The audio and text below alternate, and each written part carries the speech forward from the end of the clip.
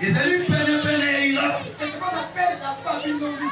Le royaume de la Babylonie.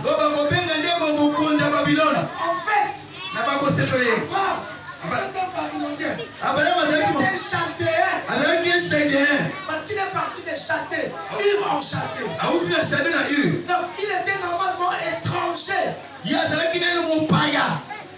Quand tu le rencontres Dieu, Dieu lui dit, quitte ton pays. Quand on te dit quitte ton pays, quitter sa terre. Va dans le lieu que je te montre. Toujours ce jeu. Lorsqu'on te posera la question, tu répondras, je suis l'envoyé.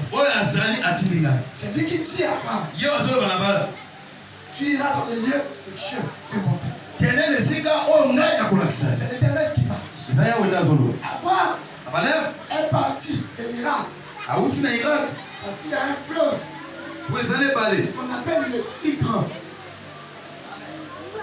Hein? On a carrément comme le Frat. Est-ce que tu as ça me dit c'est quoi la terre? Ok, va dire le code.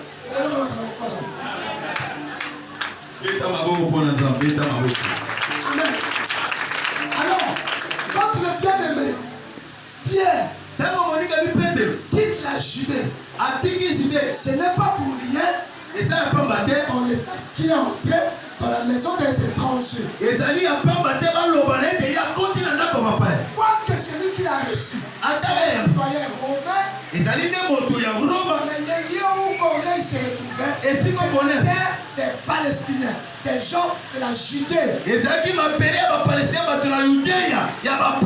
Alors, les Palestiniens, ou les Philistins, ou les gens de la Judée, ont toujours fait la guerre à Israël. La guerre qui avait commencé entre Israël et la Palestine, c'est à cause de la terre. Et cette guerre ne finira pas par les négociations. Et tu sois, c'est pas, je l'appelle pape. Que tu sois président des États-Unis. Que tu sois Poutine.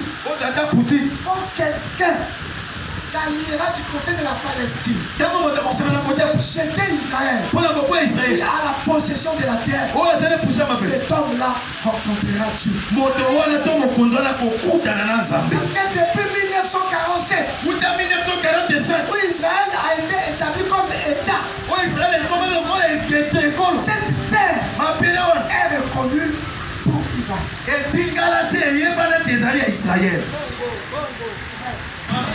Baby, ce qu'on tanga, livre à Jérémie, tangi livre à Ézéchiel, tangi livre à Daniel, autant ma prophète Moussous, que la ma conseil, la Zacharie, auquel autant Apocalypse, on parle des événements que nous vivons aujourd'hui.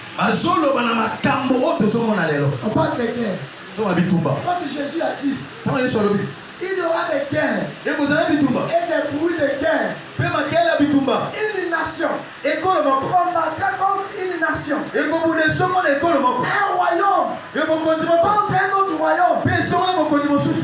Ce n'était pas des conscients. Ce n'était pas des choses qui passaient. C'était des choses de notre temps. Aujourd'hui.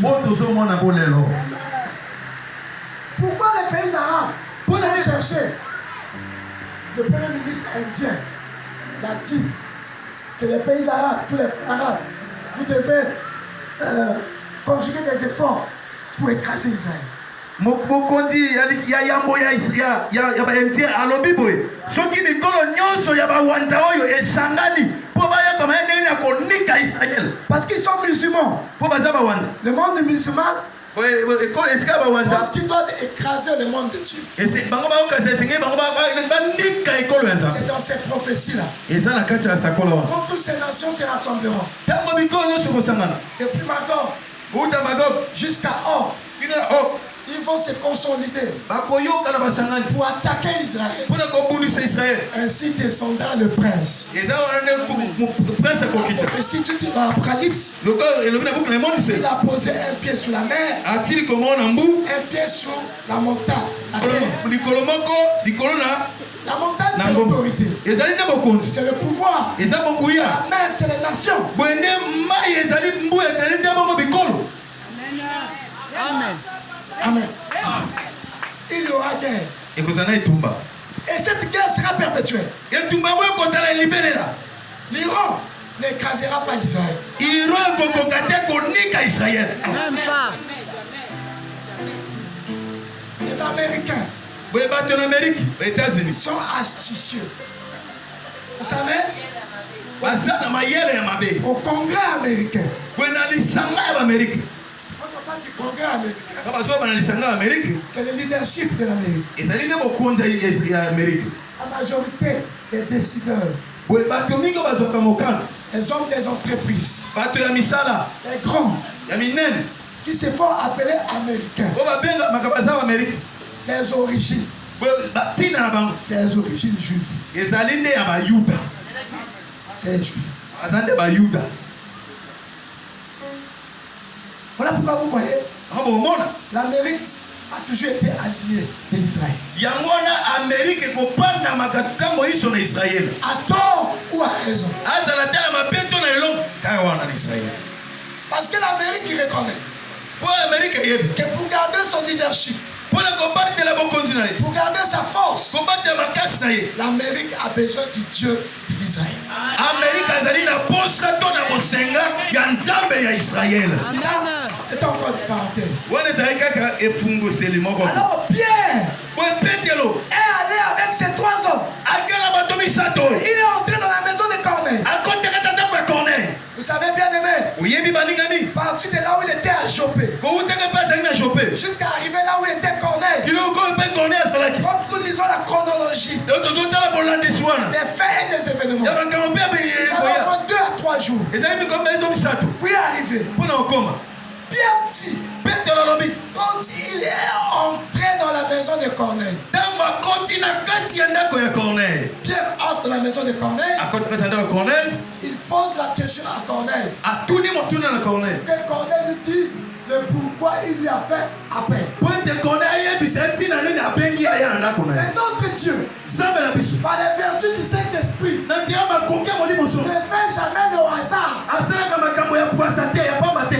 Corneille corneille connaissait Pierre ayebaki petelo parce que l'ange po mwasi lui a présenté Pierre atanisaki ye en petelo lui donnant son nom. ya kopesa kombo na ye Simon, simoni surnommé Pierre, oyo babengi na kombo ya lui aussi ye mpe dans la maison d'un nommé Simon. afandi mpe na ndako ya moto oyo babengi ye simoni. C'est la même chose qui se répète. ezaka likambo ezobandela Quand Dieu ntango nzambe a voulu appeler Saul qui est devenu Paul, oyo kobenga solo obenga na kombo ya il polo faut arriver à Damas. kokoma na damas Alors qu'il était encore aveugle, soki atali na il lolanda ne voyait pas. akomona te Pendant que Dieu ntango nzambe parle à Anania le prophète, azobana nasi mosako Dieu parle aussi à Paul. nzambe azoba mpe na polo On priera sur toi. akomonda na yo On te dira ce que tu dois faire. mpe akoloba nini esenga De losala l'autre côté, na nga mosusu pendant que Ananias le prophète ntango ananasi mosakoli veut résister comme Pierre, akoboya lokola Dieu petelo lui dit, nzambe alobi na ye c'est l'instrument